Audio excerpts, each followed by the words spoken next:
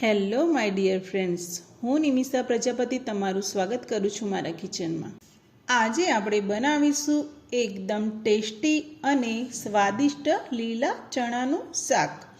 એકદમ લગ્ન પ્રસંગમાં બને તેવું રસાવાળું ચટાકેદાર લીલા ચણાનું શાક. તો ચાલો બનાવવાનું સ્ટાર્ટ કરીએ.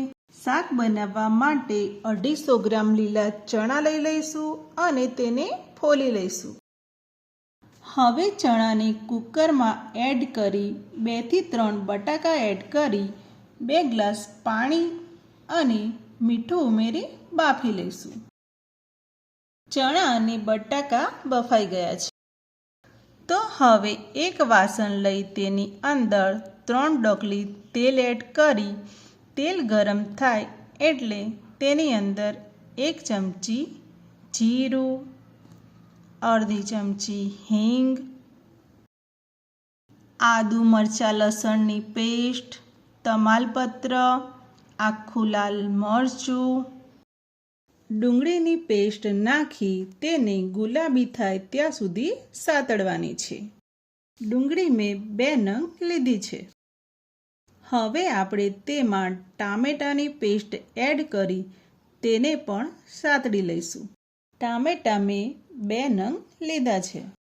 ગ્રેવી જેટલી સરસ ચડશે એટલું જ શાક ટેસ્ટી બનશે.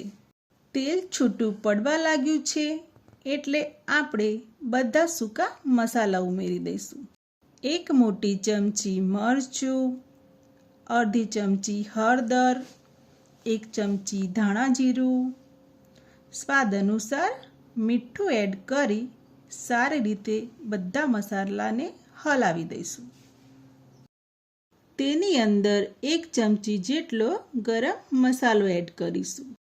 ગરમ મસાલો એડ કર્યા પછી મસાલાઓની સુગંધ એકદમ મસ્ત આવવા લાગી છે. હવે આપણે બાફેલા લીલા ચણા એડ કરી સારી રીતે હલાવી લઈશું અને તેમાં બાફેલા બટાકા પણ એડ કરી તેને પણ સરખી રીતે હલાવી લઈશું. હવે એમાં આપણે અડધો ગ્લાસ પાણી ઉમેરી 2 થી 3 મિનિટ માટે ચડવા દઈશું. શાકને એકદમ ટેસ્ટી બનાવવા માટે 1 ચમચી ખાંડ એડ કરી લઈશું. તો તમે જોઈ શકો છો કે શાકનો કલર એકદમ સરસ આવી ગયો છે. શાકના મસાલાની સુગંધ પણ મસ્ત આવી રહી છે. શાક એકદમ બનીને રેડી થઈ ગયું છે. તો હવે આપણે તેમાં અડધું લીંબુ એડ કરી લઈશું અને લાસ્ટમાં ઉપરથી લીલા ધાણા એડ કરી લઈએ. લીલા ચણાનું શાક ખાવા માટે તૈયાર થઈ ગયું છે, જે રોટલા કે રોટલી સાથે બહુ સરસ લાગે છે. તો તમે પણ આ રીતે ઘરે લીલા ચણાનું શાક બનાવજો અને તમને મારી આજની રેસીપી કેવી લાગી એ કોમેન્ટમાં જરૂર જણાવજો. અને મારી ચેનલને લાઈક કરજો, શેર કરજો, સબસ્ક્રાઈબ કરવાનું ભૂલતા નહીં. તો ચાલો મળીએ હવે નેક્સ્ટ રેસીપીમાં.